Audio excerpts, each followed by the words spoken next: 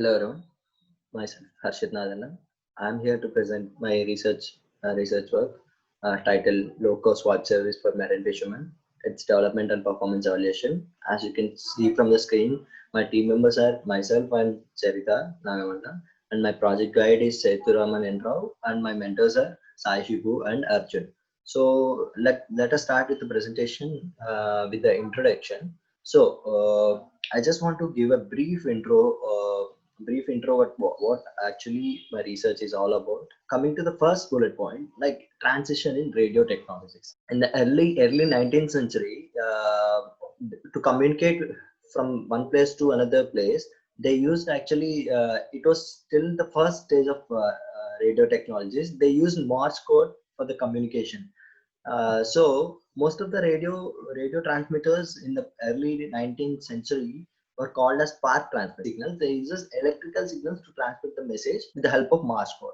The major disadvantage of that communication using the spark transmitter is it cannot continuously transmit the messages. So VHF radio is like very high frequency radio, so which is used to transmit signals with the help of radio frequencies. Onshore communication is like nowadays we are going to use the mobile data cellular networks, which is actually situated at the land. So these type of communications are called onshore communications. Offshore communications are also called as maritime communication. Maritime communication is nothing but basically fishermen who used to go for fishing, who used to stay for some 20 plus days or in the ocean in search of good fishing zones. If they want to communicate with from the ocean to the land, the type of communication which it is called as offshore communication. In our research, we have discussed about what actually offshore communication is all about and how we have improvised the offshore communication network. So coming to the next bullet point, Radio Act 1912. So in the picture you can see the Titanic, right? So in the early 1912, when the Titanic sinking has happened, there are many speculations, many speculations why it sank or something like that. So one of the major reason why it actually sank is the speculation was there. So it is because of the marine VHF operator who was unable to send the messages to the required team. US federal government passed a Radio Act 1912 that the operating band should be less than the 200-meter wavelength. They have a limit. Even the marine VHF radio is used for long range communication. They used to have a limit.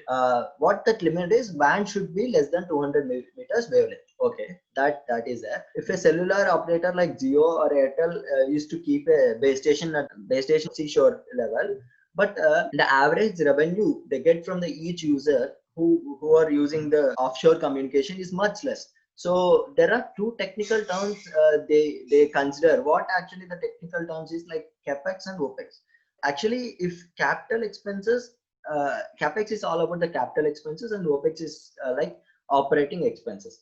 Considering the capex and opex, they have much less revenue they get from the offshore communication when compared to the onshore communication. So even the range can be extended for the offshore communication, but no network provider is okay with doing that because the operating expenses are much more high and the revenue which they get is much more less. The major thing which we are talking in our research work is like long range communication and how effective it can be made and what actually the current technology used for the long range communication. As discussed in the introduction, things which are mentioned in this current slide is all about which are helpful for the long range communication system.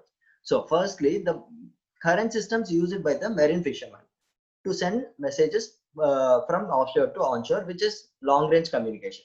Firstly, marine VHF radio, it is also called VHF amateur radio.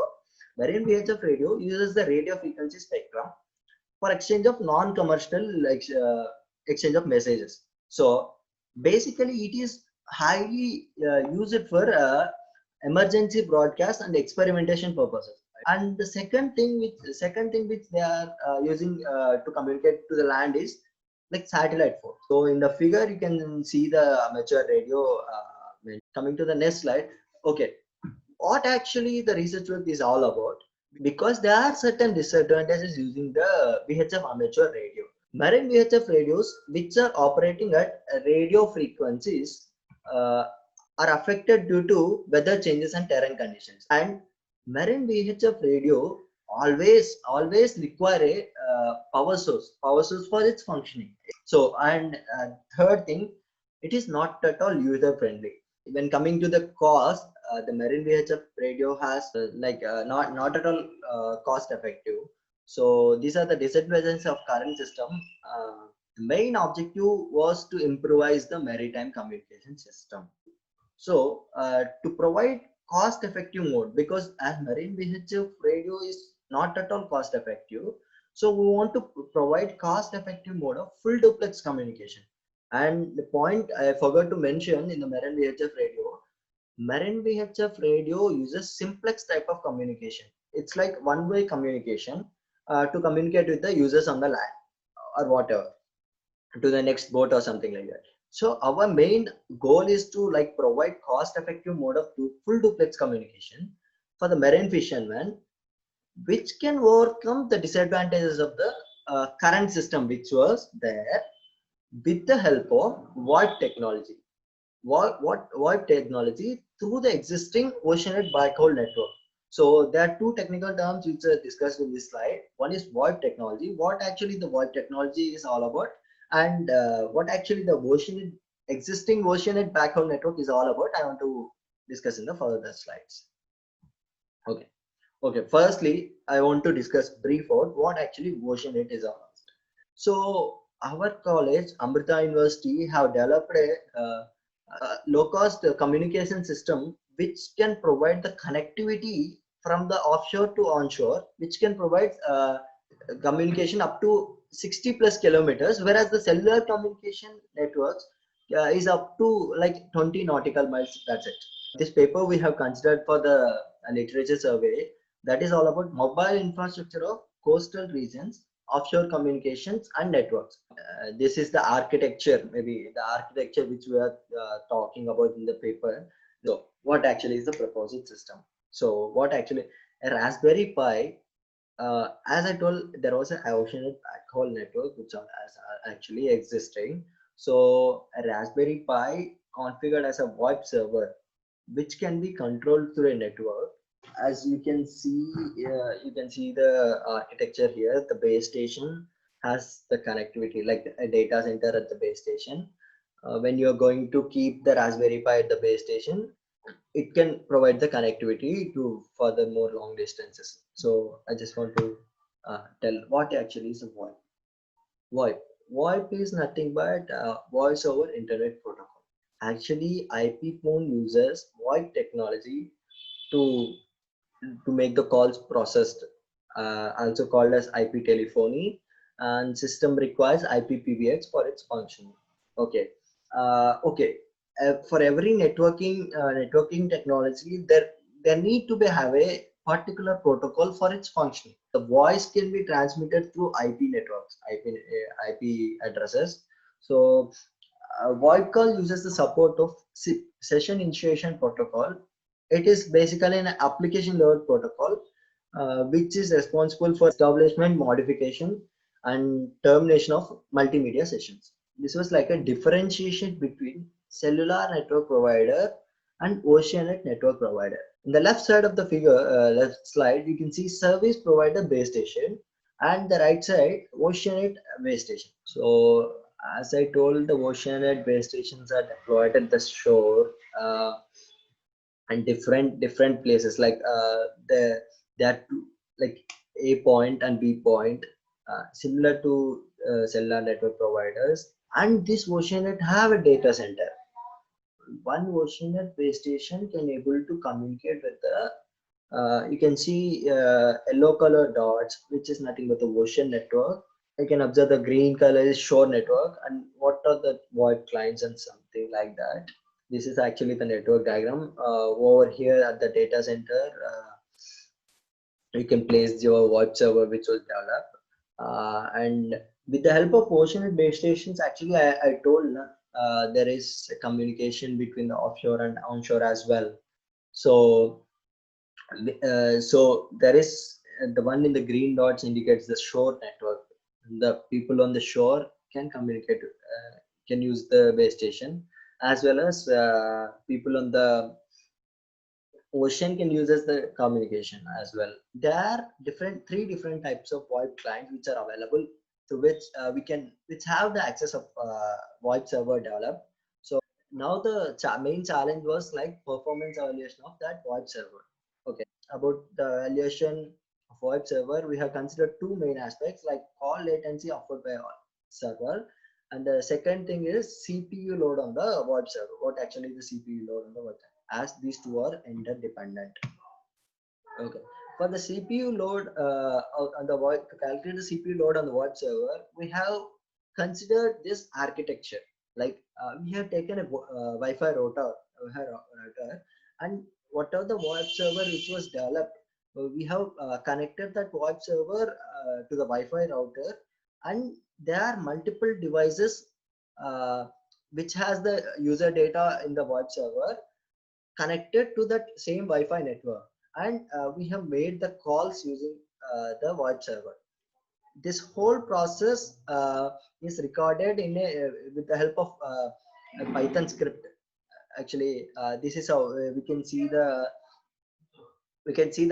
how many active calls and this in the Linux terminal as well.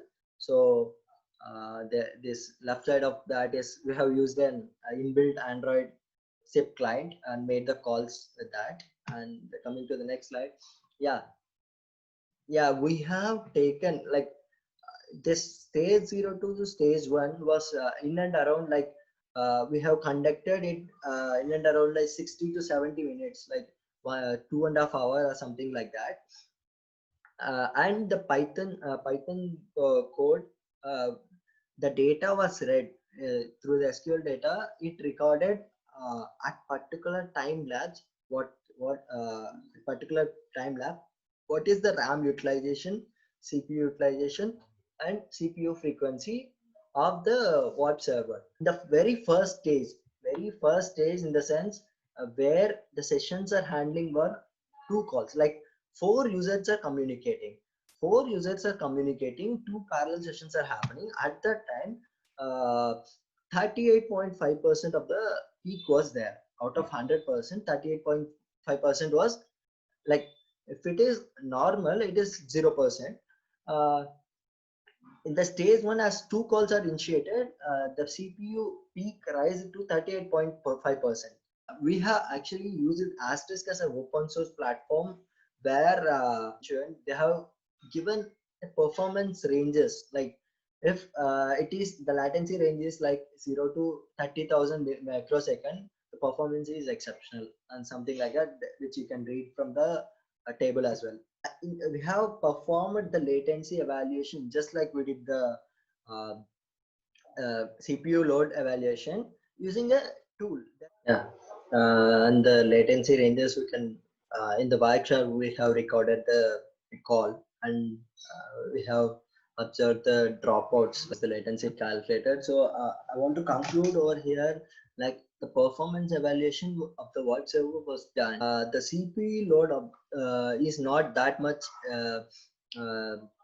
disturbing the calls, whereas the latency of the calls is also, when you compare with the previous table, it was good and close to the excellent rate. The VoIP server which was developed was efficient and can be able to deploy in the real-time scenario. This is the complete future work architecture which we are planning to do. So, and these are some of the references which actually helped us doing the project. So OceanNet provides affordable, low-cost internet connectivity to marine fishermen with a coverage of over 100 kilometers from the shore using intelligent multi-hop networking technologies. After over 2 years of extensive field testing, this innovative product is ready and available today for fishermen's use. 4 base stations have been set up along the coast of South Kerala, providing coverage from Ernakulam to Thiruvananthapuram. Please contact us for further information.